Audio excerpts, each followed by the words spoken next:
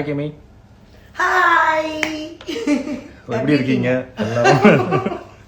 நான் சூப்பரா இருக்கேன். நீங்க எப்படி இருக்கீங்க? எல்லாரும் அமேசிங். ஸோ வெளியே வந்த பேர் ரெஸ்பான்ஸ் எப்படி இருக்கு? Actually unexpected. நான் வந்து ரொம்ப கஷ்டப்பட்டேன் வெளில வந்தப்போ, லைக் ரொம்ப ஃபீல் ஆச்சு. ஆனால் நான் வெளில வந்தோடனே நிறைய பேர் சொன்ன ஒரு விஷயம், எவ்வளோ டாக்ஸிக்கான என்வாயர்மெண்ட்டாக இருந்தாலும் எப்படி இவ்வளோ பாசிட்டிவாக வெளில வந்தீங்க அப்படின்னு சொல்லிட்டு நிறைய பேர் நிறைய லவ் கொடுத்தாங்க. எனக்கு என் வாழ்க்கையில் எனக்கு பிடிச்ச விஷயம் லவ் தான். எங்கே நமக்கு நம்ம தேடுற இடத்துல கிடைக்கலனாலும் நமக்கு இவ்வளோ லவ் இங்கேருந்து கிடைச்சிருக்கு. எனக்கு இதுவே என்னோட லைஃப் ஒரு சாட்டிஸ்ஃபைடாக இருக்கு. ஸோ இங்கேயும் நிறைய ஆட்டின்கள் பறந்துக்கிட்டு இருக்கு சைடில். ஸோ நீங்கள் வெளில வந்த உடனே ஃபஸ்ட்டு பண்ண விஷயம் என்ன? நான் வெளியில வந்த உடனே ஃபர்ஸ்ட் பண்ண விஷயம் என்னோட குட்டி ஃபேமிலியை பார்த்தது. தட் இஸ் என் நாய்க்குட்டி, என் கார்டியன், அவங்க ஒய்ஃப், என் பேபிஸ். அவங்க பேபிஸ் என் உயிர், இன்பா வெண்பான்னு சொல்லிட்டு வெளியில வந்தோடனே அவங்கள பார்த்தேன், ஓடி போய் கட்டி பிடிச்சேன். நான் ஆக்சுவலி அவங்ககிட்ட போய் அழுகணும்னு இருந்தேன். ஆனா வினோத், உத்ரா, இன்பா வெண்பா பார்த்தோடனே அழுக காணாம போய் சிரிக்க ஆரம்பிச்சேன். நான் அழுகவே இல்லை. ஆனா இங்கேருந்து தனியா அவங்க வீட்டுக்கு போற வரைக்கும் நான் அழுதுட்டே போனேன். அங்க போய் இன்னும் அழுவேன்னு நினைச்சா இல்ல, எனக்கு வித்தியாசமா இருந்தது. அது என் நாய்க்குட்டி, என் செல்லக்குட்டி. ஸோ பிக் பாஸ் ஹவுஸில் அந்த ஃபர்ஸ்ட் டே எக்ஸ்பீரியன்ஸ் எப்படி இருந்துச்சு?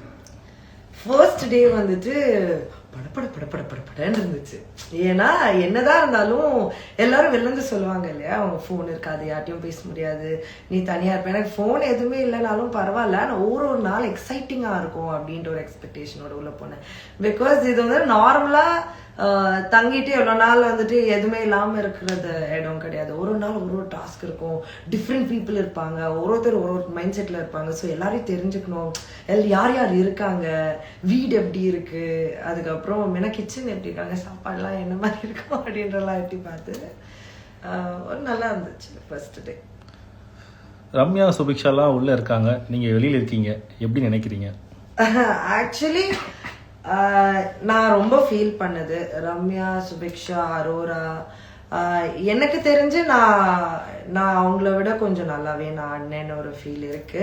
பிகாஸ் அவங்க டாஸ்கில் எக்ஸ்கியூசஸ் நிறைய இடத்துல கொடுத்துருந்தாங்க, இன்வால்மெண்ட் கம்மியாக இருந்தது. ஆனால் நான் வந்துட்டு இறங்கி நிறைய இடத்துல விளையாடினேன். ஆனால் பரவாயில்ல, in the end it is audience choice.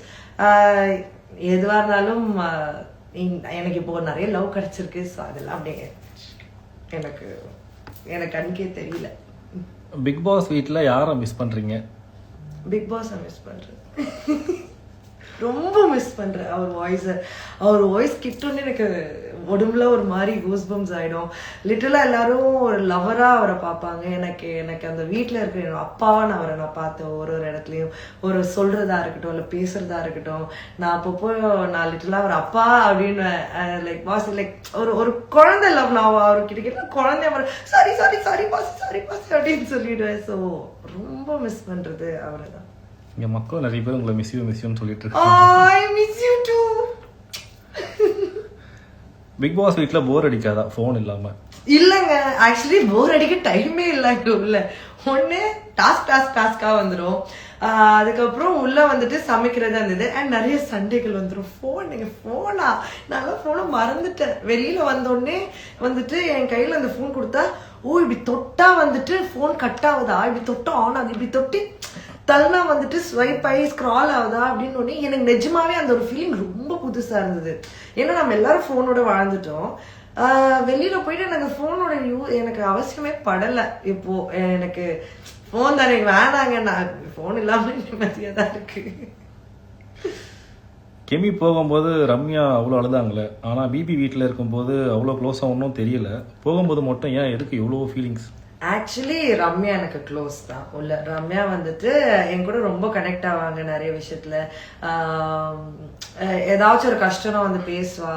நான் வந்துட்டு ஜாலியாக சிரிச்சுட்டே, அதாவது ஏதாச்சும் சொன்னா கூட போய் திட்டுவேன், ஏன் இப்படி பண்ண, யாரும் சொல்லியிருக்காங்க அவங்களுக்குன்னு தெரில. ஏதாச்சும் தப்பு பண்ணாலும் சரி, நல்லது பண்ணாலும் சரி, நான் ரம்யா கிட்ட போய் நிறைய பேசுவேன். இப்படி பண்ணாது, இப்படி பண்ணு, அவளை சிரிக்க வச்சிருவேன். ஏதாச்சும் ஒன்று கஷ்டமா ரொம்ப ஃபீல் பண்ணுவா, ஹர்ட் ஆகி அழுதுருவா.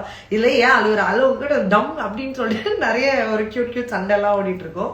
அவன் ஆனோன்னா நைட்ல ஆனா வந்துட்டு கியூட்டா வந்துட்டு ஆகி அப்படின்னு எனக்கு ஹக்ஸ் கொடுக்க ரொம்ப பிடிக்கும். ஸோ அந்த ஹக்ஸ் எல்லாம் கொடுத்து அந்த ஒரு கியூட் கனெக்ட் இருக்கும். ஸோ அது த்ரூ அவுட் த டே இருக்குமான்னு தெரியல. ஆனா இருக்கிற வேண்டிய இடத்துல அங்கங்க நான் கேம் இல்லாத டைம்ல நான் வந்துட்டு நிறைய லவ் கொடுத்துருக்கோம். ஸோ ஒரு நல்ல ஃப்ரெண்டு தான் அவளை. ஸோ நான் கிளம்புவேன், அவ எதிர்பார்க்கல. அவ எப்பவுமே சொல்லுவா, கெமி நான் கிளம்புறப்போ நீ அழுவியா, நீ அழுவணும் ஓகேவா, நான் கிளம்புறப்ப நீ நல்லா அழுவணும் அப்படின்வா. சரி மென்டல், நீ கிளம்பலாம் மாட்ட அப்படின்னு நான் சொல்லியிருக்கேன். ஏன்னா அவ ஒரு இடத்துல வந்துட்டு ரொம்ப ஃபீல் பண்ணுவா. ஆனா எனக்கே ஒரு மாதிரி இருந்துச்சு நான் கிளம்புனப்போ. நான் பார்க்கல அவளை அழுகிறத. வெளியில வந்து நிறைய அழுதாங்கன்னு சொன்னாங்க, எனக்கு கஷ்டமாச்சு. ரம்யா நீ நல்லா ஆடு, இப்பயா சூப்பரா ஆடு, நிறைய விஷயம் நான் சொல்லியிருக்கேன், நான் சொல்றது பண்ண மாட்டேங்கிறாங்க. பண்ணா ஓகே ஜாலியா இருக்கும். உங்களுக்கு பிடிச்ச டாஸ்க்னா எந்த டாஸ்க் சொல்லுவீங்க? எனக்கு பிடிச்ச டாஸ்க் பிசிக்கல் டாஸ்க். இந்த மாஸ்க் டாஸ்கா இருக்கட்டும், அந்த இடத்துல வேற 4-5 பேர் வந்து இது பண்ணது, அதுக்கப்புறம் இந்த கேப் தொப்பி அந்த டாஸ்க் நானும் ரம்யாவும் அதுல இது பண்ணி, எனக்கு அந்த மாதிரி டாஸ்க்னா ரொம்ப பிடிக்கும். லைக் பசங்களா இருந்தாலும் சரி பொண்ணுங்களா இருந்தாலும் சரி, முடிஞ்ச அளவுக்கு அவங்களோட மோதி அது வெளியில வர்றது ஒரு நல்லா இருக்கும். ஸோ எனக்கு அந்த மாதிரி டாஸ்க் ரொம்ப பிடிக்கும். டாப் 5 கண்டஸ்டன்ட்ஸ்னா யார் சொல்லுவீங்க? டாப் 5 சத்தியமா சொல்றேன், யாரையும் சொல்ல முடியாதுங்க. டு பி ஆனஸ்ட், ஏன்னா இப்போ ஒரு வாரம் ஒருத்தர் வந்துட்டு மாறிக்கிட்டு இருக்காங்க. சடனா ஒரு வாரம் ஒருத்தவங்க சூப்பரா பெர்ஃபார்ம் பண்ணுவாங்க, அடுத்த வாரம் காணாம போயிடுவாங்க. ஒரு வாரம் ஒருத்தவங்க ப்ளூமாய் இப்படி இருக்கும் ஒருத்தரோட கிராஃப். ஸோ யாரு டாப் 5 வருவாங்கன்னா தெரியாது. ஏன்னா நாங்க யோசிச்சது எதுவுமே உள்ள நடந்தது இல்லை. நாங்க ஒன்று யோசிப்போம், உள்ள ஒன்று நடக்கும், உள்ள ஒரு ரியாக்ஷன் வரும். ஸோ அதனால டாப் 5 கஷ்டம். உங்களுக்கும் சர்ப்ரைஸ், எனக்கும் சர்ப்ரைஸ் தான். கனி உங்களை யூஸ் பண்ணிக்கிட்டாங்களா? கனி வந்துட்டு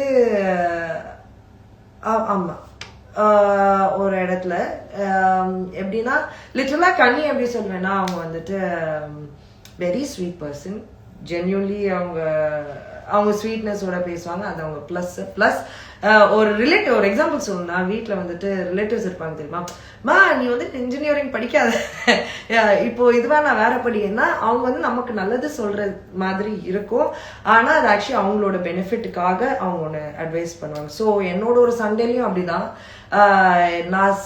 நான் ரொம்ப கோவப்பட்டு ஒரு விஷயத்துக்காக நான் சண்டை போட்டு நான் நின்றேன், நான் இமோஷனலாகி அழுதேன். அப்போ என்ன வந்துட்டு நீ அழுவாத, நீ வந்துட்டு இந்த மாதிரி கத்தாத, இந்த மாதிரி பண்ணாத, விட்டு கொடுக்கறது தான், என்னைக்கா இருந்தாலும் விட்டு கொடுத்தாதான் சம்திங் என்னமோ சொல்லி என்னை ஆஃப் பண்ணிட்டாங்க. அப்போ எனக்கு புரியல. ஒரு கொஞ்ச நாள் கழிச்சு எனக்கு நான் யோசிச்சேன், ஐயோ நம்ம கேமே மாறிச்சே, இப்போ நான் ஆஃப் ஆயிட்டேன், நான் வந்து பேசுறதை நிறுத்திட்டேன். ஸோ அப்புறம் தான் நான் வந்துட்டு அதை விட்டு வெளில வந்து வேணாம் நம்ம யார் பேச்சும் கேட்கக்கூடாது அப்படின்னு சொல்லிட்டு நான் அதை விட்டு வெளில வந்துட்டேன். You are the most positive person in the house. Who is that most toxic person in the house? ஏங்க ஃபர்ஸ்ட் லைன் சொன்னது நல்லா இருந்தது. Thank you, first of all thank you ரொம்ப பாசிட்டிவ் பர்சன் சொன்னதுக்கு. Lots of love. ஏன்னா எனக்கு அப்படி இருக்க ரொம்ப பிடிக்கும். டாக்ஸிக்கா அன்டவுட்லி பாரு. எவ்வளோ நம்ம பேசி புரிய வச்சாலும் அவகிட்ட நான் நிறைய பேசியிருக்கேன், நிறைய மாறி இருக்கா.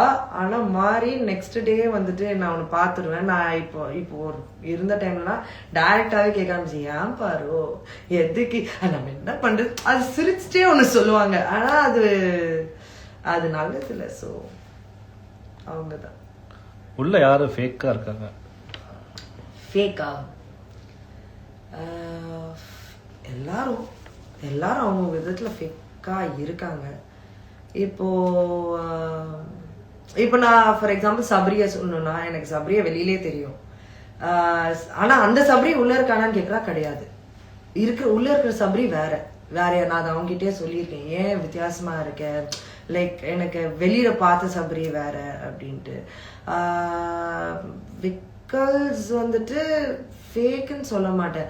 நடுவுல வந்துட்டு அவர் அந்த கிரேசியா பண்ணதான் எனக்கு கொஞ்சம் வித்தியாசமா இருந்துச்சு. வாட்டர் மெலனை போய் அந்த பயமூத்துறது that was very different. ஃபேக்கா இல்லையான்னு சொல்ல முடியாது. வேற யாரு, வியானா நிறைய போய் சொல்லுவாங்க, நிறைய ஃபேக்கா அந்த அந்த கியூட்னஸ், அந்த வாய்ஸ் நிறைய இடத்துல வந்துட்டு எப்படி நானே தமிழ் கிடையாதுங்க, ஆனா நான் முடிஞ்ச அளவுக்கு நான் இவ்வளவு வருஷம் இருந்ததுக்கு நான் பேசுறேன். சில விஷயங்கள் சில அர்த்தங்கள் எனக்கு புரியாது, தெரியலனாலும் நான் கேட்பேன். ஆனா அவங்க சொல்ற ஒரு விஷயம் எனக்கு அது மேட்ச் ஆகாது. அண்ட் நிறைய விஷயங்களை கேட்டாலும் அது வந்துட்டு பொய்ன்னு நமக்கு பச்சையா தெரியும். ஆனா அது வந்துட்டு நல்லா அது ஒரு கியூட்டா ஒரு பேசி அதை கவர் பண்றவங்க. யார் டைட்டில் வின் பண்ணுவாங்கன்னு நீங்க நினைக்கிறீங்க? கண்டிப்பா வைல்ட் கார்டில் போனேன்னா நான் ஜெயிப்பேன். ஸோ அந்த வீக் நீங்க எலிமினேட் ஆகலைன்னா வேற யார் ஆயிருப்பா? எனக்கு 3 பேர் மேல இருந்தது. That is Arora, Prajun and Ramya. தெரியல அந்த 3 பேர்ல யாரு எப்படின்னு தெரியல. பிகாஸ் ஒருத்தர் ஒரே மாதிரி விஷயத்துக்காக சொல்றேன்னா கிடையாது. பிரஜன் அவங்க விடுற வார்த்தைகள், அவங்க விளையாடுற அந்த கேம் பிளே. அரோரா வந்துட்டு காணும் அண்ட் உள்ள எப்படி என்ன பண்ணா எப்படி தெரியலான்னு ஒரு இது கிடைச்ச உடனே இந்த பசங்களோட வந்துட்டு ஃபர்ஸ்ட் துஷாரோட இருந்தா, அது துஷார் போன உடனே காணாம போயிட்டா. இப்போ வந்துட்டு கம்ருதனை பிடிச்ச உடனே திரும்ப வந்துட்டு வெளில வர ஆரம்பிச்சிட்டா. So Arora and then Ramya வந்துட்டு அவ தெரில, ஒரு சைட்ல வந்து டாஸ்க்னா ஆடுறா, ஒர்க்கா கொடுத்தா எக்ஸ்கியூசஸ் கொடுப்பாங்க. அது நம்ம மாத்த சொன்னாலும் இல்லை இந்த மாதிரி விளையாட அந்த மாதிரி விளையாட சொன்னாலும் இன்னும் வெளியில வரலையோ அப்படின்ட்டு. பிக் பாஸ் வீட்டில் நீங்க கத்துக்கிட்ட ஒரு விஷயம்னா என்ன விஷயம்? பொறுமை, பேஷன்ஸ் அண்ட் கேட்கறது. உள்ள போனோடனே லைக் நானும் ஷார்ட் டெம்பர்ட் கத்துக்கிட்டே இருப்பேன். நான் பாயிண்ட்டுக்கு கத்துவேன், பேசுவேன், சண்டை போடுவேன். உள்ள போய் மற்றவங்க ரியாக்ட் பண்றது பார்த்தோன்னே இப்போ ஒருத்தவங்க கத்துக்கிட்டே இருக்காங்க, இன்னொருத்தவங்க வந்துட்டு கேட்கவே இன்னொருத்தவங்களும் கத்துக்கிறாங்கன்னா அது யாருக்கும் கேட்காது. ஒருத்தவங்க பேசுறாங்கன்னா கேட்டுட்டு அதுக்கு ரெஸ்பான்ஸ் கொடுக்கலாம். ஸோ அது ரொம்ப முக்கியம் வாழ்க்கைக்கும் இதுக்கும். நான் மற்றவங்கள பார்த்து நான் அதை நான் கத்துக்கிட்டேன். நான் அப்படிதான் இருந்தாலும் லைவ் எக்ஸாம்பிளா பார்த்துட்டு நான் அதை கத்துக்கிட்டேன். We miss you from Malaysia. Oh, thank you. So ஸ்ரீலங்கால இருந்து இன்னொருத்தன் போட்டிருக்காங்க. So cute. ஸோ நிறைய பேர் ஆயக்கா வி மிஸ் யூ. ஸோ மக்களுக்கு என்ன சொல்ல விரும்புறீங்க? மக்களுக்கு first of all thank you so much. அவ்வளோ லவ் கொடுத்ததுக்கு அண்ட் இன்னும் கொடுத்துக்கிட்டே இருக்கீங்க. அண்ட் எனக்கு யாரெல்லாம் ஓட் போட்டிங்களோ அவங்க எல்லாருக்கும் ரொம்ப ரொம்ப ரொம்ப ரொம்ப தேங்க்யூ. நான் எக்ஸ்பெக்டே பண்ணல. ஏன்னா எனக்கு எப்படி ஓட்ஸ் வரும், நான் உள்ள இருந்தப்போ ரொம்ப ஃபீல் பண்ணேன், யாருக்கும் நம்மள தெரியாது, எனக்கு ஓட் பண்ணுவாங்களா இல்லையா. ஸோ ஒரு இடத்துல நான் சொல்லியிருப்பேன், எனக்கு தெரில, என் கேம் உங்களுக்கு பிடிச்சிருந்தா நீங்கள் ஓட் போடுங்க, பிடிக்கலன்னா நான் அனுப்பிச்சிருங்க அப்படின்ட்டு. அது ரொம்ப உண்மையாக சொன்னேன். அண்ட் ரொம்ப அழகாக எனக்கு நிறைய பேர் 50 நாள் என்னை உள்ள இருக்க வச்சிருக்கீங்க. அண்ட் உங்களோட லவ், உங்களோட ஓட்ஸ், உங்களோட பாசத்தினால தான். And I love you more. And இதுக்கப்புறம் வெளியில வந்துட்டேன், இதோட முடிஞ்சிருமான்னு கேட்காதுங்க. நான் இன்னும் உங்களை என்டர்டெயின் பண்ணுவேன். என்னால முடிஞ்ச எல்லா விதத்துலயும் உங்க எல்லாருக்கும் ஒரு ஸ்மைல் உங்க வாயில வர மாதிரி நான் பண்ணுவேன். Love you. தேங்க்யூ.